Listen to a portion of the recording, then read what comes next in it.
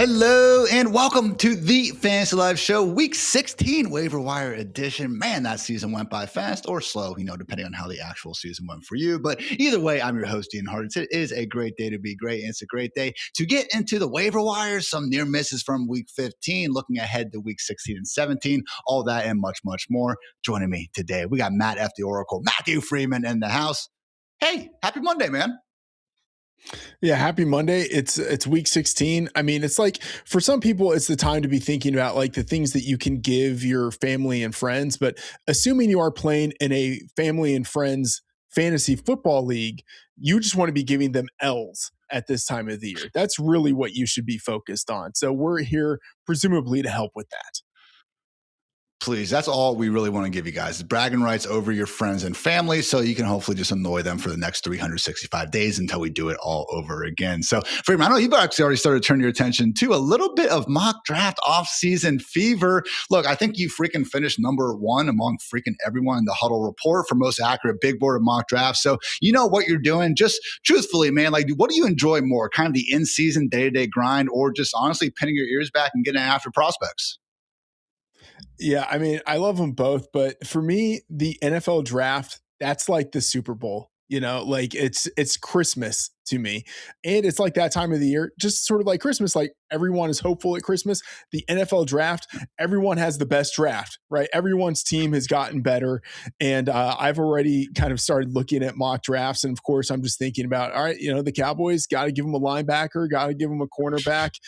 Your boy from Ohio State, Arvell Reese, I have going number one to the Giants right now in my preliminary mock. It's that time of the year where, of course, really thrilled. Week 16, got to focus on NFL, but I also just kind of start looking ahead.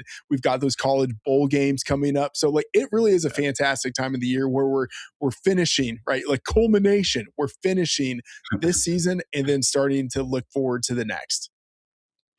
It does crack me up how quickly, whether it's college football, NFL, or your fantasy team, like the second the season ends, maybe you grieve for a day and it's like, all right, well, now let's start thinking about next year. But not quite doing that yet here on the Fantasy Live Show. We are still keeping those eyes on the prize. So let's get into it with our DraftKings opening lines.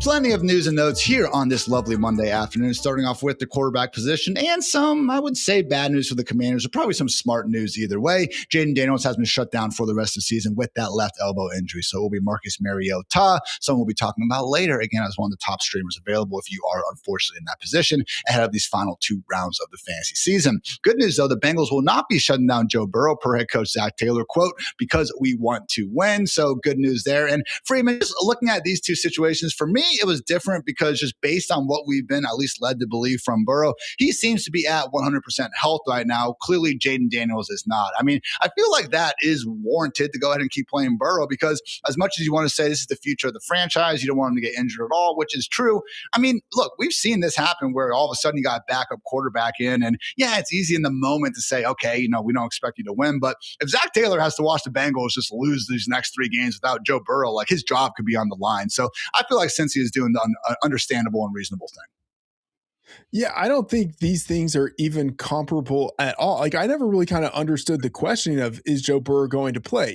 Not to sound like an old man or, like Bill Parcells or something, but like football players play. Like, if they're healthy, they play. And Joe Burrow has not been on the injury report at all for like the past 3 weeks. It's not even like he's listed on there with full practice each day. His name isn't even on the injury report. So as far as like fans should be concerned, like Joe Burrow is basically as healthy as any other quarterback at this time of the year. Very different situation with with Jaden Daniels, who's been in and out, mainly out of the lineup this year.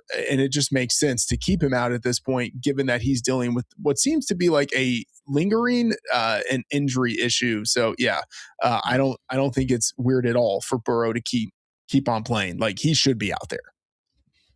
Obviously, good news for the fantasy prospects of guys like Jamar Chase and others. Meanwhile, for the Colts, Phillip Rivers will once again be starting for them ahead of their Monday night matchup against the 49ers. A little bit easier of a spot there instead of going into Seattle. Hopefully that 4 weeks of practice does him well. That said, guys, Anthony Richardson has been medically cleared to return from the eye injury. However, just trying to read between the lines from Shane Steichen, sure doesn't sound like he's exactly someone they anticipate starting here very soon. Looking at the running back room, if you guys are hanging out with us live, first of all, thank you. Welcome. Hit that like button if you feel so inclined. But do note that Steelers running back Jalen Warren is actually questionable now with an illness. Now, there is optimism that he is going to play tonight. I am fully expecting him to do so. But if Kenneth Gainwell is available, probably not. But if he is, make sure you get that handcuff. Caleb Johnson, Malik Washington, and Calvin Austin will be the break glass in case of emergency flexes if you have to unfortunately go that route. Otherwise, Texans running back Woody Marks considered day-to-day with an ankle issue. Cardinals running back Bam Knight unlikely to play in Week 16 due to his own ankle that is, quote, a bad sprain. And unfortunately, Jaguars rookie RB Bashaw Tootin will not be booming down the stretch because he will be sidelined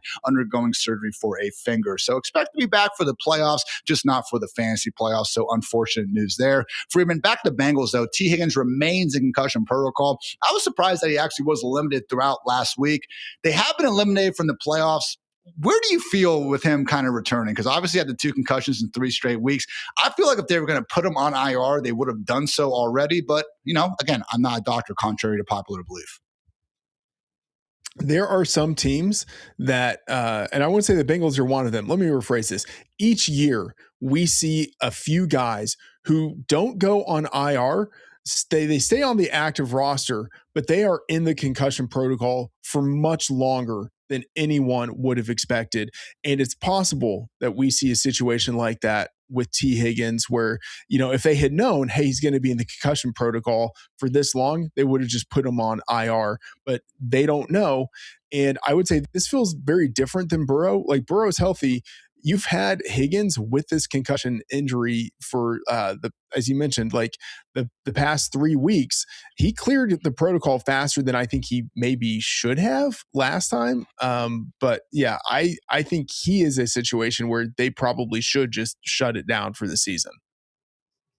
Again, we'll see what happens there. But as of now, still in the protocol, certainly wouldn't be completely, assuming he's going to be suiting up here in Week 16. Similar sentiment here for Falcons wide receiver Drake London. Falcons head coach Raheem Morris said he is, quote, hopeful London will play through that knee injury in Week 16. That said, he's also been saying that London's been day-to-day for like the last month at this point. So again, it'll be great to get London back. We'll see what he does in practice this week. Good news, though, for Packers wide receiver Christian Watson. He went to the hospital to check on his lungs. They actually came out okay. And we are hearing that there's no long-term injury to worry about. So we'll see what happens here ahead of the Saturday night Packers-Bears matchup. That's right, guys. Heck of a Saturday on tap. 3 college football playoff games and 2 NFL games to boot. We'll see if Christian Watson is healthy enough to be ready for that. Meanwhile, on the other sideline for that game, we do have the Bears banged up wide receiver room going on there too. Luther Burden is considered day-to-day with an ankle. Rome Odunze, quote, all options are on the table regarding if he could be shut down for an extended period per head coach Ben Johnson. So we'll see. Freedman clearly reactivated in pregame. Seemed like they kind of brought him back quicker than pretty much anyone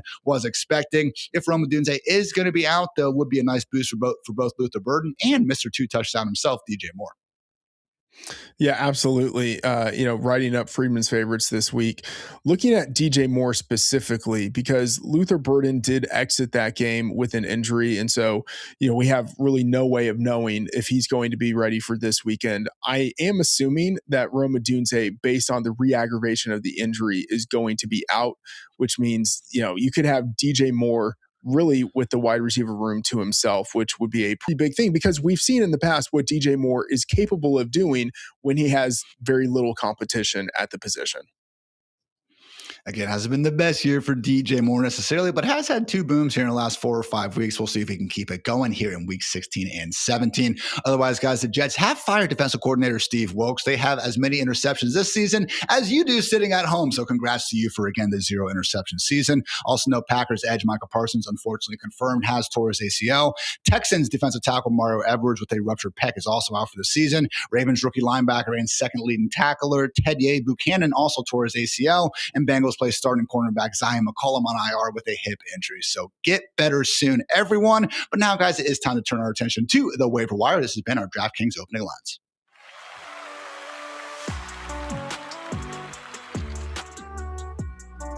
But first, a quick shout out to our friends over at DraftKings. Big games, big moments, and even bigger upside this week. I have teamed up with DraftKings Pick 6 to give you a new way to get in on the action. With Pick 6, you ride the upside by making simple predictions. Will players score more or less than the number listed? You put your picks together, and the more you hit, the bigger your payout. And right now, guys, there's an incredible offer. New DraftKings Pick 6 customers play $5 or more on your first pick set and get $50 back in bonus picks. That's right, new customers play $5 on your first entry, and you'll get $50 in bonus picks instantly. So don't miss your shot to ride the upside. Download DraftKings Pick 6, get on all the action, and sign up using my promo code FANTASYLIFE. Thanks to DraftKings Pick 6 for sponsoring this. Let's make the season one to remember.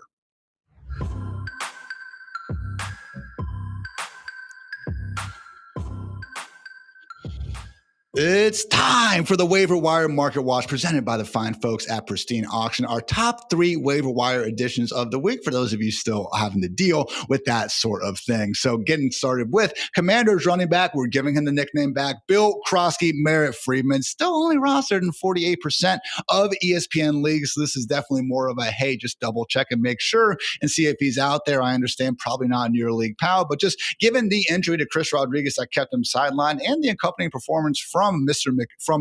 Krosky Merritt, it does seem like he could be someone, Freedman, where no, not exactly a must-start territory if C-Rod's going to be missing time, but hey, he is a top 30 running back in my initial ranks.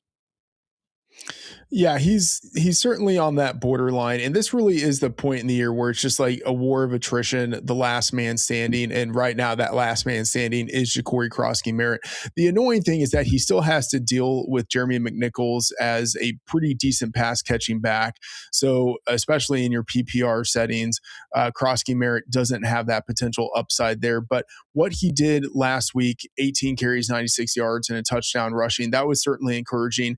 The downside is this week, he's a 6-point underdog, so I don't think he's likely to replicate the success going against the Eagles. The one kind of silver lining in that, the Eagles are likely to be without defensive tackle Jalen Carter, who's missed the past 2 weeks. So not as tough of a matchup as it might seem on paper, but still as a 6-point underdog, I don't think he's going to be getting 18 carries. We have seen them be had without Jalen Carter this year. Javonte Williams had the 2 touchdown season opener. Cam Scatterby went for like 30 PPR points against them. And then the Chargers, last Monday night actually wound up, combining, I think, for about 25 points between Vidal and Hampton. Raiders couldn't get anything going because they are the Raiders, but I would be a little bit more confident in the Commanders putting a better foot forward. So again, initial ranks you guys can find at fantasylife.com this evening. Give me a few more hours, guys. But my RB27 Freedman, I have him ahead of guys like Aaron Jones, Ashton Genty himself, Kyle Monunga, Kenneth Walker, Kenneth Gainwell, amongst others. I would still be starting the likes of Tony Pollard, Amarian Hampton, Jalen Moore, and Rico Dowdle ahead of Bill Krosky Merritt. But how about that, man? Truthfully, again, it's the Monday go-around, guys. Sometimes I'll catch myself. I'll look at my ranks on Wednesday, and I'll be like, what were you thinking at 9 a.m. on Monday morning, Ian? But right now, man, Ashton Genty, my RB29, and I don't even think I'm wrong. Look, I was among the rankers on the staff. I was the Ashton Genty bear entering the season. And I will say that still feels a little aggressive to me, but like I can see it. I can see it. Ashton Genty has not been good. Ja'Cory Krosky Merritt has been decent when he's been given opportunity. So like I would say it's a little bit of a coin flip. Like it feels aggressive to have Genty ranked that low, but man, like I can see it because he has not warranted anything close to the ranking that people have given him to this point in the season. Again, I could see cooler heads, aka mine, prevailing and just kind of getting them in that lower part of the RB2 ranks, more so RB23, RB24 in a few days. But just Freeman, if someone invaded your house and was like, the only way you're going to live is if you guess correctly how many points the Raiders are going to score against the Texans this Sunday, I'm probably going with 3. Seriously. I mean, I would maybe say like 10. But we're in the vicinity of under 14 for sure. I cannot wait to see the implied team total, man. I am begging for a 9.5. It would be so fun to see a single digit one out there for everyone other than Raiders fans. I am very sorry that you guys got to go through with this. But yes, Bill Krosky Merritt, guys, volume-based, borderline RB2, could do worse here at this point in the season. Someone who I do have ranked just a little bit past Bill, but certainly maybe could be rising up here as well. Cardinals RB Michael Carter Freedman, who again is kind of in this last man standing sort of position after Bam Knight unfortunately injured his ankle on his first play of the game. Obviously, Trey Benson is not coming back. And Amari DiMercato, despite returning to action, only wound up playing, I think it was 10 or 11% of the snaps. So with, again, DiMercato clearly not still at 100%, it does seem like Michael Carter has a chance to just get that sort of 70, 80% snap count, which, again, when you're on the field for that much, I don't need to tell you, man, it really is tough to rank these running backs too low. Yeah, absolutely. And, the good thing is he's playing indoors. He's at home. He's going against a Falcons defense that has really taken a step back in the second half of the season. And then, yeah, you mentioned it, just last man standing. James Conner is like a distant memory at this point. Trey Benson wasn't able to return from the practice window when the team tried to activate him. Bam Knight, seeming very unlikely that he's going to play. And so that sets up Michael Carter, who had 94 yards, a season best 94 yards last week on 14 carries and 4 targets. Like, that's a pretty decent workload there. And the good thing about him is that he does have a 3-down skill set.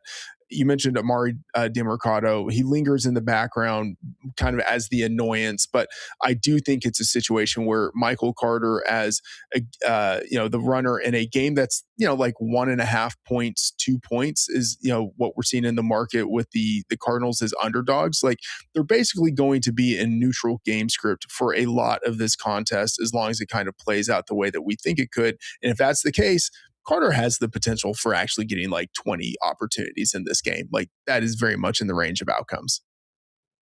And I did not see myself thinking this in the year 2025, but with Jacoby Brissett under center, we can be fairly confident that the Cardinals are going to be able to keep up and put points on the scoreboard. Again, what a time to be alive, but that is the reality of this life that we call a simulation, or simulation we call life, whatever. So just my RB33 for the time being. I can see that being a little low. I do have RB2s like Kyle Monangai and Kenneth Gainwell ahead of him at the moment, but Michael Carter is still ahead of guys like Dave Montgomery, Blake Corum, Ramondre Stevenson, Zach Charbonnet in those initial ranks. So the big thing for me is going to be Amari DiMercato. Freeman, I will not be as confident in Michael Carter if we see DiMercato not have a designation and actually get some full practices under his belt. Because as much as, again, people don't forget when he dropped the ball against the Titans, like DiMercato has been very good with his opportunities this year. Again, when he just doesn't drop the ball like an idiot. Yeah, I mean, DiMercato, you mentioned it. He actually has been super explosive with his opportunities. And one thing, if you are a real sicko, a real degenerate, and you look at all the injury reports and, try to pattern match and all that, what you will notice is that the Cardinals specifically tend to have a lot of guys who practice in limited fashion, get the questionable tag, and then don't play. That's not what we saw with DiMercato last week, but I think they kind of like split the baby a little bit. Like, normally, if you have a guy for the Cardinals who has 3 practices, limited, questionable, there's a pretty good chance he's not playing. They activated DiMercato, but they didn't really give him much playing time. And I think we see it kind of scoot a little bit more this week in the direction to where he actually does get more playing time. But to your point, it will be really important for him to be able to get full practices on that ledger. And this is an important one, guys, to try to get behind, because as much as maybe this week's matchup against the Falcons isn't a certifiable smash spot, not a bad matchup by any stretch, but it's that week 17 spot against the Bengals that really should be getting Michael Carter and, of course, Trey McBride fantasy managers awfully excited there. Last one, Freedman, Texans running back Jahar Jordan, coming out of nowhere to try to ruin some people's fantasy seasons, wound up going for over 100 yards yesterday because Woody Marks unfortunately did suffer an ankle injury. So he is considered day-to-day. We also have Nick Chubb, who managed to get back to a limited practice last Friday. Didn't play through the rib injury, but he still is there. But it's just one of these things, man. We mentioned the matchup before. Texans at home against the Raiders. I mean, that's the sort of stuff that positive game script is absolutely dreamed of. So it just seems like a situation, Freeman, where right now Woody Marks is my RB17, assuming he's going to be healthy. And that's with Nick Chubb out of the lineup. But if we do get Woody and Chubb sideline, man, like, yeah, sure, Darian Mubawali would be a little bit involved as well. But Jahar Jordan, man, he would be in play as being ranked ahead of Ashton Genty, which, again, is just crazy considering we barely even knew who Jahar Jordan was a few weeks ago. How dare you suggest that I have no idea who Jahar Jordan is? I'm not even convinced that I'm saying his name right, but I do have some really important information about him. He is an adult male, and he is 26 years old. That's pretty much what I know about him. But I do know also that he's on the Texans. And if he goes against the Raiders as the starting running back, if Woody Marks ends up being out, and it just happens sometimes where coaches are very optimistic about, the superhuman athletes that they coach and their ability to get healthy in time to play against other superhuman athletes. If Woody Marks is out, yeah, we absolutely will be ranking Jahar Jordan ahead of Ashton Genty in that head-to-head matchup, no question. And I mean, Jordan was actually pretty impressive last week in the action that he had. It was his first NFL game, 15 carries, 2 targets, and he leveraged that into 118 yards. I mean, it's not the kind of thing to where I'd be starting him in a guillotine league or anything like that. But like as a desperado, like waiver wire pickup, yeah, absolutely. 14.5-point home favorite. That's a perfect situation for a guy to just accumulate a ton of touches. And ultimately, that's what we're looking for at the running back position. We talked about the implied total for the Raiders and what that number might be. It's 11.5 for the Raiders. For the Texans, it's 26. I mean, that's number 3 on the slate. A lot of points that could be going towards the Texans, and some of those could fall to Jahar Jordan. And again, did good enough things, I guess, at Louisville and previously Syracuse to get drafted in the first place, which was good. I'm honestly surprised that, again, a guy who's only 5'10", 190 pounds was actually able to get 15 carries in a game like we saw on Sunday, but clearly the Texans stick enough of him in order to do just that. So Jahar Jordan would be involved on the passing downs, but again, guys, it really is just like this unique set of circumstances where if we have no Woody, if we have no Nick Chubb, and then that matchup against the Raiders, really everything is just falling in line for Jahar Jordan to be a freaking hero down the stretch in Fantasyland.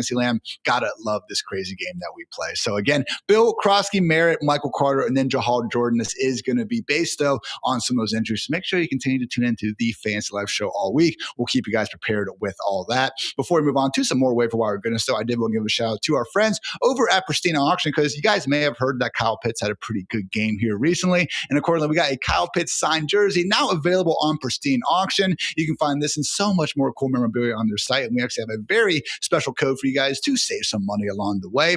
If you go to Pristine Auction and are already registered, you can actually use code FANTASYLIFE when you win an item to receive $25 off at checkout. And first-time users can actually register using the code FL20 to get $20 off in credits added to your account. So, never heard of Pristine Auction? Go check it out. First time you register, use that code FL20 to get $20 in credits. And then afterwards, when you check out, use code FANTASYLIFE to get another $25 off at checkout. Talk about a great day to be great over at Pristine Auction.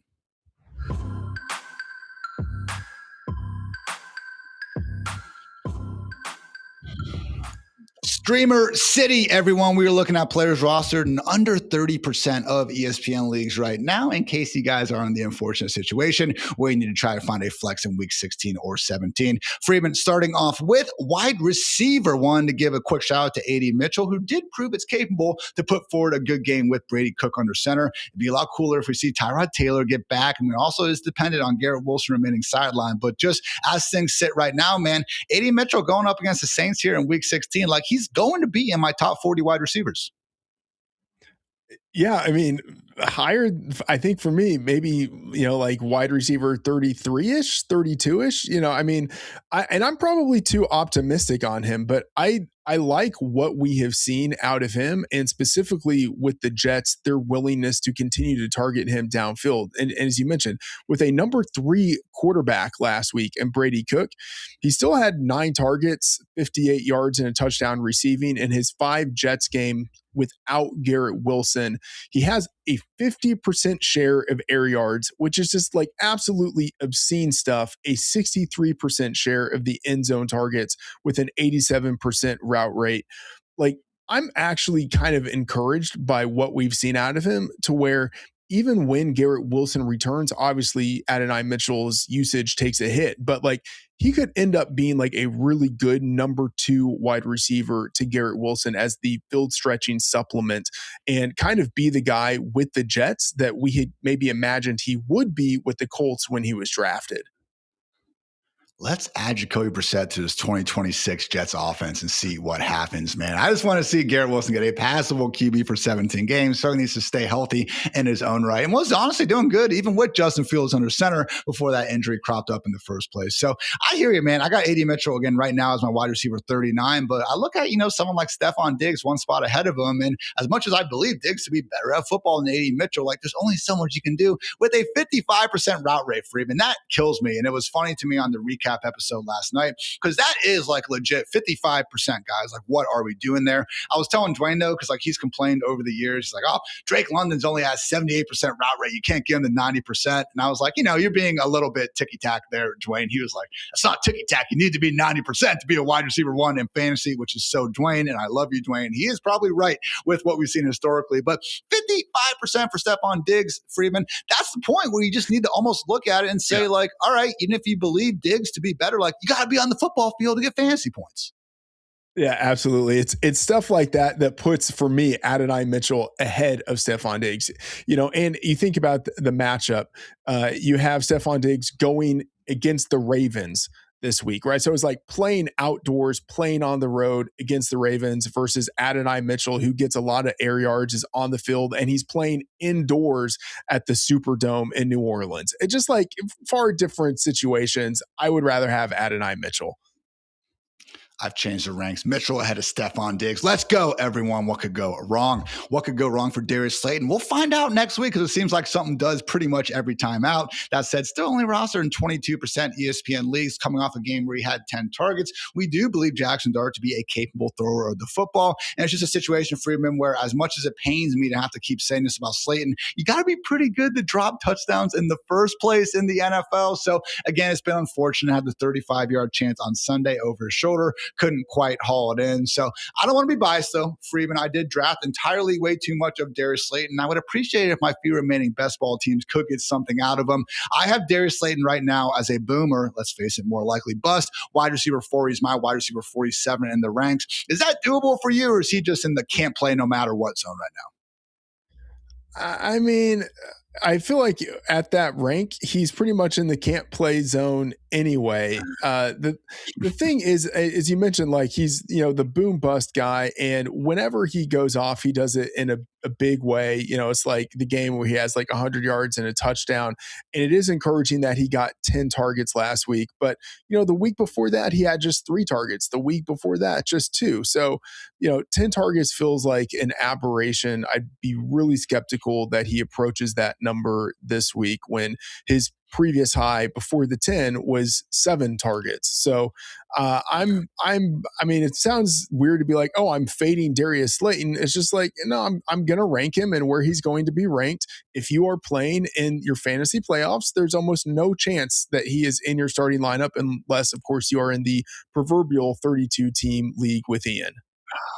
Stop bringing it up. I got eliminated. I don't need to be reminded of this every time I go on the freaking show. Freeman, okay? So, no, I'm just playing. You didn't know that. But last wide receiver we want to go through, Luther Burden. Still only rostered in 15% of ESPN leagues. I know sometimes there's some discrepancies between ESPN and Yahoo, but either way, not enough for a guy that it did seem like Freeman was actually starting to play at a career high rate before suffering that ankle injury. So we'll see what happens. But again, just day-to-day right now per Ben Johnson, I'm cautiously optimistic he'll be able to play. And if so, man, I do have him as my wide receiver 41 ahead of guys like Jaden Higgins, Darnell Mooney, and whatever wide receiver the Colts want to trot out there. Man, this kid has some sort of special movement level. It might take until 2026 to get the full breakout, but hey, who's to say he couldn't make the most of a few opportunities Saturday night against the Packers?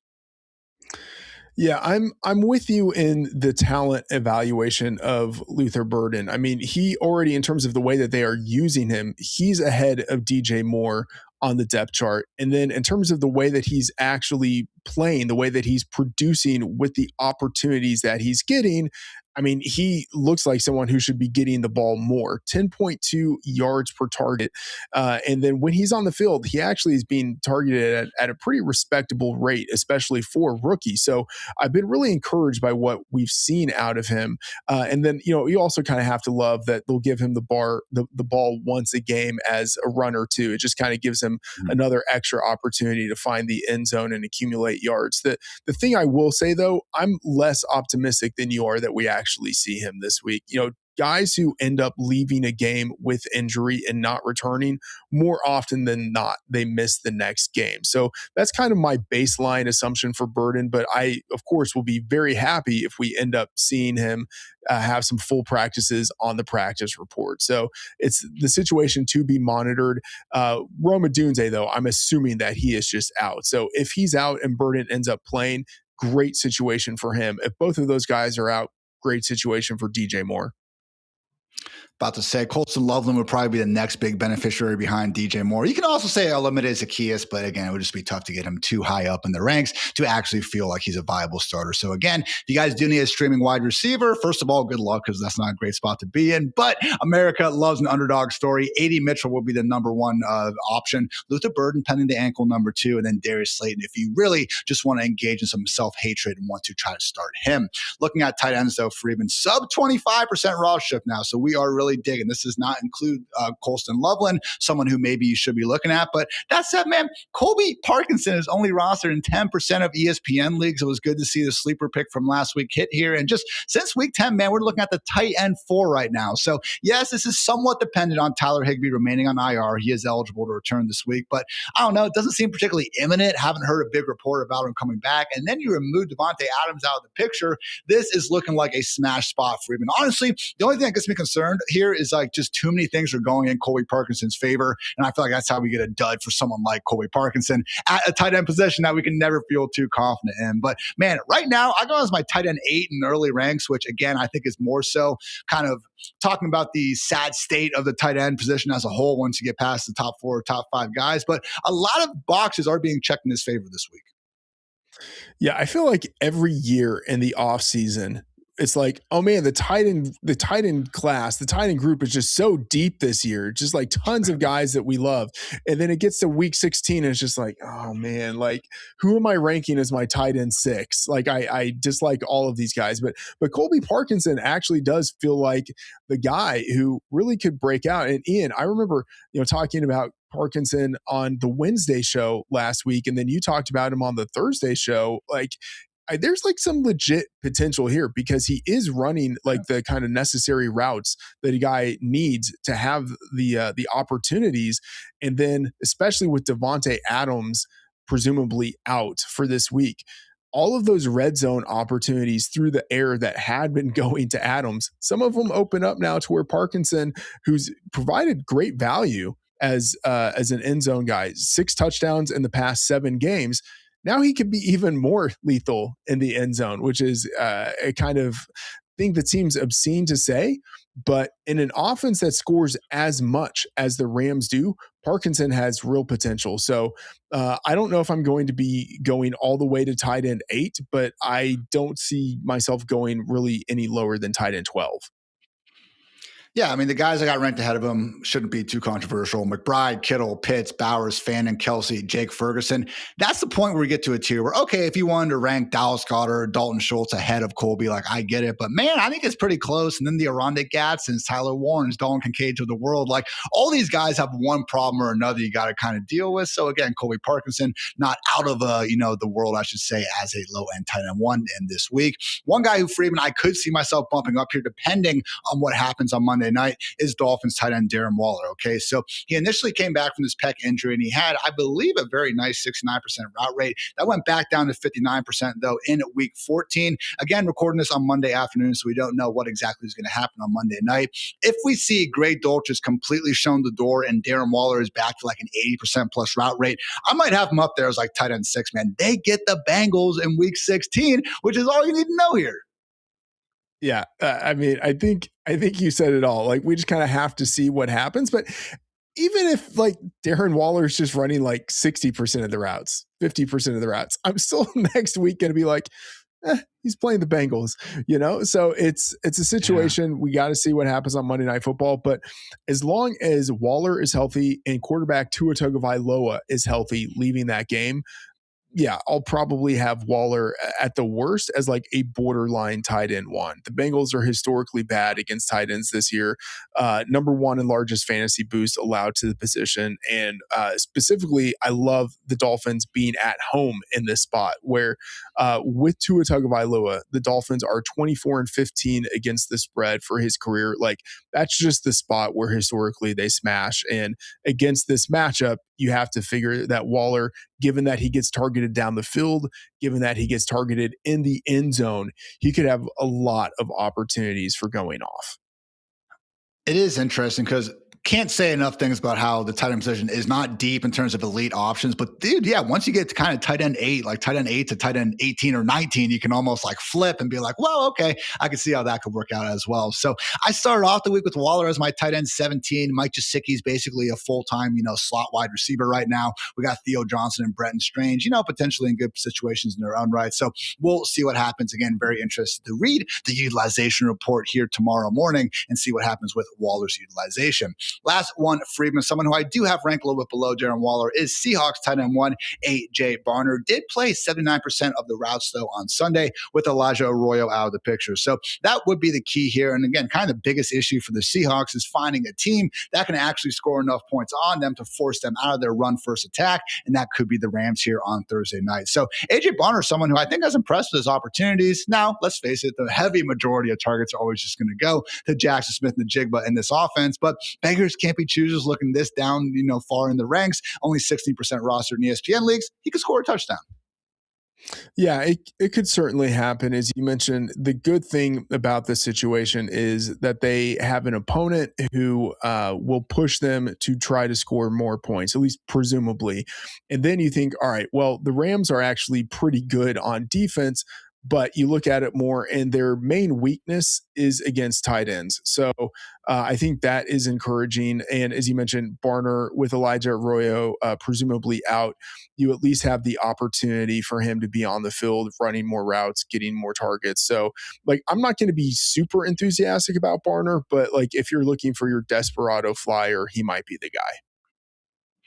Again, Colby Parkinson would be number one recommended waiver wire addition at tight end, followed by Darren Waller and A.J. Barner. Last thing on Parkinson, I would actually like Freeman. I want to know how you kind of are approaching Adams likely being out in the projections, because as much as Tutu Atwell, I think Xavier Smith is their other guy, Jordan Whittington, like they love using these multiple tight end formations so much. I think Terrence Ferguson actually probably deserves the biggest projection. Hasn't caught a pass in like 5 weeks. Almost had 2 touchdowns yesterday. So again, it hasn't been easy, but he did actually set a season high 71% route rate. And because of that, I'm ranking him as my tight end 26 this week. So again, far more of like a DFS showdown sort of Thursday play. But Terrence Ferguson, man, like he is this sort of, wide receiver capable sort of tight end who wouldn't be surprised if he actually is more so the big beneficiary of Devontae Adams being sidelined.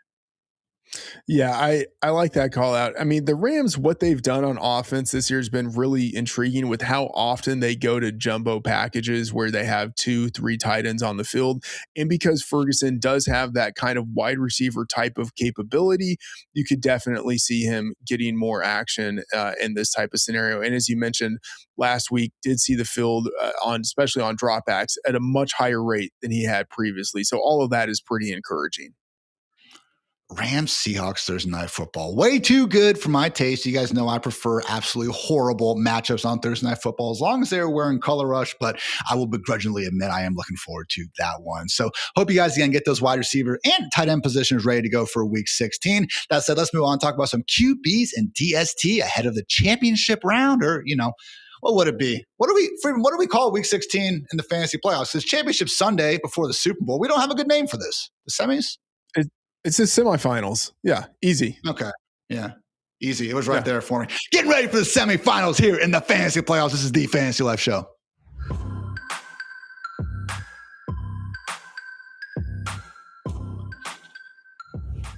super flex 2 quarterback leagues. I've been there. You have someone get banged up, and all of a sudden you're rotating a couple guys who you are afraid to even tell your friends are on your roster, but they are, and here you are in the semis. So let's rank them and figure out who we are going to war with. Starting off, Freedman, the Commanders QB1 the rest of the way. Marcus Mariota, still only rostered 19% of ESPN leagues. Last 4 full starts, he's finished as a QB17, QB3, QB8, and QB13, in large part thanks to that rushing upside. So again, facing the Eagles here in week 16, but against the Cowboys in week 17, I do think he is worthy of top 20 treatment, which again, for someone usually available in more leagues than not, isn't too shabby.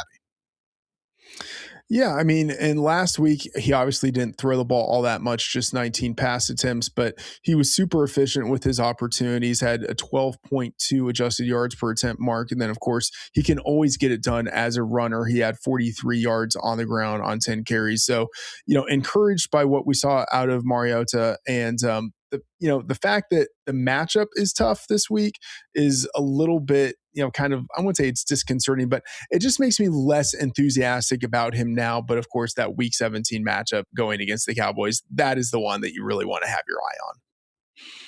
Again, shut down the Raiders. They were looking awesome coming out of their bye, limited the Packers and the Lions to under 10 points each. But we did see the Cowboys, Bears, and Chargers each score, between 22 and 24 points. So not expecting fireworks out of this Commanders offense, but I do think, they're going to be at least, better than the freaking Raiders, which again could not be a lower bar there. So we'll see what goes on with Mariota. Again, though, he is my QB 19, and that is ahead of our next 2 streamers. Bryce Young, Freedman, not someone I thought actually played a lot better on Sunday than necessarily his stat line indicated. Let's remember, guys, not exactly surrounded by a bunch of, diamonds there in that Panthers offense, as great as Jalen Coker and Tedrow McMillan are. So with Bryce Young, though, again, he gets a Buccaneers defense that is down, I believe one of their corners now, and they also just got shredded by Kirk Cousins. So it pains me because, again, I was hoping Tampa Bay could just be good enough to stop Kirk Cousins without Drake London in week 15 when I'm relying on them as a DST, but I guess we can't have nice things here in the year 2025. So Bryce Young, Freedman, again, a situation where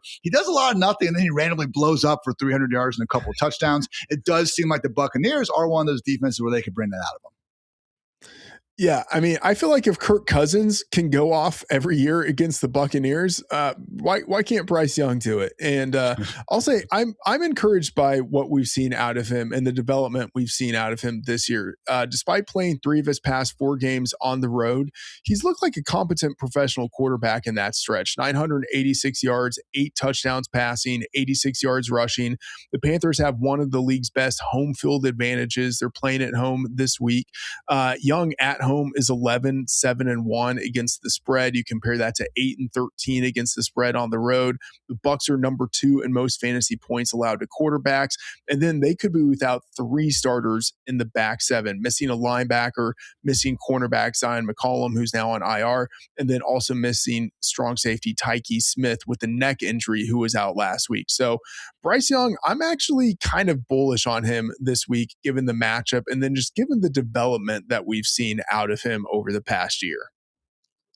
Would just like to see us sustain, because again, he has had these stretches. The second half, mostly of last year, he's playing really good football. These last handful of weeks, Falcons and Ram games were fantastic. It's just 6 weeks before that, man, where it's just really rough. Other than the Cowboys game, that freaking everyone goes off again. So again, there has been certainly good there for Bryce Young. Is that enough good to trust him as your future franchise quarterback? A decision I am not being paid to make. Luckily, we'll see what Dave Canales does with that. Last one, Freedman. Tyler Shough, still only rostered in 7% of ESPN leagues, had himself a nice little game yesterday, continuing to show off what he could do on the ground with 32 more rushing yards just a week after going for 55 and a pair of scores on the ground. Another situation where we like this week's matchup, and next we get the Jets and the Titans to close out the season for the Saints. So as a starter, he has been the QB 22 in fantasy. That was his first start. Since then, QB 12, 19, 13, 6, and 16. So add it all together, he comes in as my QB 21. I have him 1 spot ahead of Bryce Young. How would you rank these guys overall, Freedman? Because right now I got it Mariota, Shough, and Young. They're all within 4 spots of each other. Again, we are not exactly dealing with awesome players here on the waiver wire, but that would be my order. How do you feel? Yeah, I'm going to have to think about it. I will say check my rankings in the morning, but right now I would probably go, man, I think I might have Young first, Shuck second, and then Mariota third. The matchup against the Eagles is just really tough for Mariota. Young, I really like the spot for him. It's a toss up for me between Shuck and Young. I mean, the spot with Shuck, I think, is really encouraging. So he's at home, and I mean, obviously, I'm not starting him in guillotine leagues or anything, but like he's at home. In his 6 NFL starts, he's shown like real poise, 69%, very nice mark for completion rate, nice. 7 adjusted yards per attempt.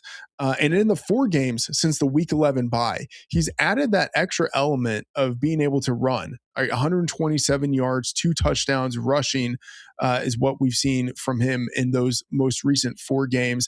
And then you look at the matchup, right? The top 4 cornerbacks that the Jets had last year, when their defense was still good, all of those guys are gone, right? And then you look at some of the other cornerbacks who have replaced those guys, Jarvis Brownlee, Ajure Thomas, those guys are on IR. Free safety Andre Sisco is on IR. Strong safety Tony Adams is dealing with a groin injury. Number 3 safety Isaiah Oliver is dealing with a knee injury. Both of those guys exited last week's game early. Like, in a secondary where you have 5 guys on the field, they could be like missing basically like their top like 8 players. I mean, it's an unreal situation where this Jets secondary is just like not at a professional caliber level. So a great setup for Tyler Shuck, who's at home and then playing indoors, so doesn't have to deal with any of the nasty weather that other teams might have to deal with at this time of the year. Bring up a lot of good points, Freedman. I think I'm going to sheepishly move Mariota down a few spots in those rankings. Again, great stuff for the injuries. Always appreciate you being so on top of those, again, with your projections, betting model, and all that jazz. So, again, I would say, guys, again, Shuck and Young probably deserve to get the benefit of the doubt now for this week. Mariota, though, still at least in that conversation, and particularly set up well in Week 17 against the Cowboys regardless. Let's talk DSTs here for a second, Freedman. Let me start this off by saying, I don't love the options this week that are actually available in more leagues than none. Okay, we are looking at, again, under 30% rostered, and just the really good defenses that have the great matchups are usually already rostered. Okay, we got the Texans facing the Raiders. We got the Bills facing the Browns. We got the Lions facing the Steelers. And we got the 49ers facing the Colts. Based on what I saw on ESPN, those guys are not going to be available in more leagues than not. But yes, I would like to start the Texans, Bills, Lions, or 49ers if at all possible. And the other matchups are just bad defenses facing off against bad offenses. The Giants going up against the Vikings, the Bengals against the Dolphins, the Cardinals against the Falcons. Again, those defenses are just so bad, I don't really want anything to do with them. That's the Freedman. I think 2 stand out. First up, the Kansas City Chiefs facing off against the Titans. That said, I don't love the fact that they're eliminated. Morale's at an all-time low, obviously, with Patrick Mahomes out for the season. And it's just, I think there's a difference between the Chiefs being eliminated. They had Super Bowl aspirations, and our other DST, the New Orleans Saints, Freedom. I feel like the Saints actually have some momentum. They know they're not doing anything this year. They're kind of playing towards 2026. Feel like they maybe found something with Tyler Shuck, and they've been actually winning some football games. So the Saints get the New York Jets, and again, whether it's Brady Cook, Tyrod, or Justin Fields, we love that matchup. As much as Cam Ward is going to make some mistakes, he has started to ease off on the sacks, has only taken 1 over the past 2 weeks, despite facing the Browns and the 49ers. And again, he does have a good amount of arm talent. I am still high on him for the future, much higher than Brady freaking Cook, who, let's face it, a lot of us didn't even know he existed a few short weeks ago. So for me, Freedman, I think I'm actually leaning here towards the Saints. They get the Jets and they get the Titans here actually in Week 17 over the Chiefs. What say you?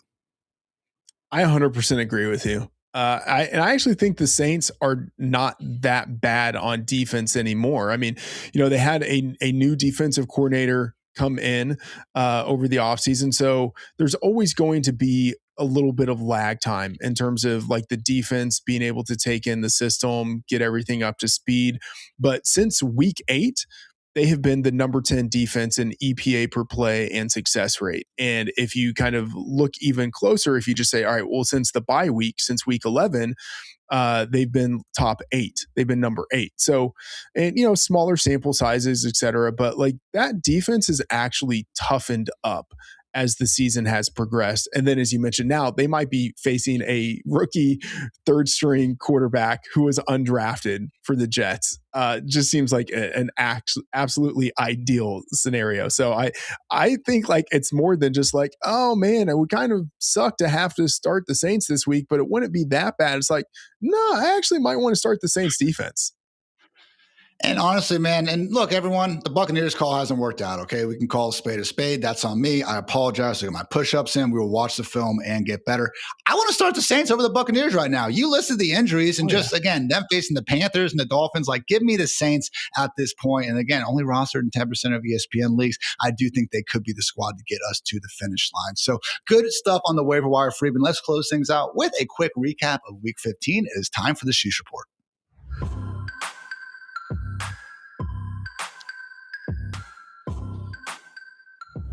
As always, I'd like to put a bow on last week's action with reminding you guys just how close you actually came to scoring more fantasy points. Those anytime touchdown parlays that unfortunately didn't happen. Just want to remind you how close you actually came to being a success in this ridiculous sport that we continue to obsess over because, let's face it, it is freaking awesome. But starting off with players who were tackled down at the 1 yard line and did not score a touchdown on the same drive. We did have Christian McCaffrey, who did score once, but again was a mere 3 feet away from scoring twice. George Kittle got the touchdown instead. Blake Corum ended up actually getting vultured by Kyron Williams. Okay, nice little split there. Darren Ngubawale, Tank Bigsby, Jalen McMillan, and Van Jefferson, I'm guessing didn't, concern too many people, but rest assured, they still made the list here. So I did want to bring up Blake Corum, though, Freeman. He's someone who has scored here in 4 consecutive games, or I think he has touchdowns in his last 4 games, if you will. Hasn't stopped Kyron Williams from balling out in his own right. I mean, Kyron this year is the RB9 in PPR points per game. He has 13 touchdowns in 14 games. But at what point do you look at Blake Corum and say, like, I'm going to play him ahead of some legit RB1s on worse teams? Because I do have Corum as my RB35. And just looking at the Michael Carter's, not going to go Ashton Genty. I think we've thrown him under the bus enough. I'm not going to say we should start Corum over Genty necessarily. But, dude, if we would have over the last 4 weeks, we'd be feeling okay about it. Yeah, I don't hate it. Corum is a guy that I've written up for the Freedman's favorites like the past couple of weeks. I'm probably not going to do it this week as his matchup isn't as great, but Corum versus Ashton Genty, why not? Honestly, I mean, like I can see it. Who ends up having more yards? Who has a better chance this week of scoring a touchdown? Blake Corum easily has a better chance of scoring a touchdown this week. Since the bye week, he has been splitting goal line carries with Kyron Williams, and he's in one of the best offenses in the league, driven by the guy who's the front runner for the MVP. Corum has as good of a chance of scoring a touchdown as like anyone who's not like a top 12 running back. And I will say, just eye test wise, he looks as good as I think I've seen him since he actually suffered that knee injury originally back in 2022 during, I think it was his sophomore or junior year at Michigan. I am wondering, guys, again, not a doctor, want to make that very clear, but we've seen both Blake Corum and Javonte Williams the year after the year, Freedman have all of a sudden started to regain their explosiveness. So either way, good stuff from Corum, good stuff from Javonte. And yeah, Blake Corum legitimately a rock solid flex option at this point. Then we'll close things out, guys, though, with a look at unrealized air yards, a nerdy way of trying to quantify the total air yards on incomplete targets intended for receivers. And as we see, Mr. Dropsies himself, Darius Slayton at the top, followed by Christian Watson, again, feeling better, which is good news. Brandon Cooks, who dropped a 30-yarder on the first freaking play of the game, a few more opportunities later, couldn't quite haul him in. Mac Hollins, Dwayne's least favorite wide receiver ever. Michael Wilson, that's right, could have had an even bigger game, still finished as, I believe, the wide receiver 17. Gotta love that. Devontae Adams, Jamar Chase, Van Jefferson, Wan'Dale Robinson, and Brian Thomas Jr., all north of 70 unrealized air yards. Freeman, assuming Marvin Harrison Jr. is out, I have Michael Wilson as my wide receiver 7 because why not? He has been the wide receiver 1 since week 11 in PPR points per game. So look, we're all starting Michael Wilson and feeling great about it. If Marv is out, that said, man, even if Marv is back, based on some of these wide receivers, I think I'm going to have a really hard time getting Wilson out of my top 24. Yeah, I agree with that. And by the way, I want to talk about Mac Hollins, the least favorite wide receiver. Like, say whatever you want about Mac Hollins, but since week 12, when Kayshon Boutte returned, Hollins has still been the number 1 wide receiver for the Patriots over that 3-week span. 21% target share, 35% share of the air yards, 29% share of the end zone targets. At some point, Hollins is going to have a game where he has like 100 yards and a touchdown. Like, that is coming at some point. And he had a 6 snatch over the middle yesterday. I'm not the one complaining, man, but just anytime you guys hear Dwayne on a podcast, whenever Mac Hollins get brought up, you will hear Dwayne before he actually gives you good sound analysis like he does every single time. Be like, oh, I know he doesn't wear shoes to the stadium and all this stuff. Something about Mac Hollins pisses off Dwayne Freedman. I do need to get to the bottom of it here. But guys, we have gotten to the bottom of this Monday edition of the Fantasy Live Show. We appreciate you hanging out. If you like the show, then like the show. Hitting that subscribe button always does help as well. So for Freedman, for producer Matt, and for producer Kelsey, I'm Ian. Thanks again for tuning in. And until next time, take care, everybody.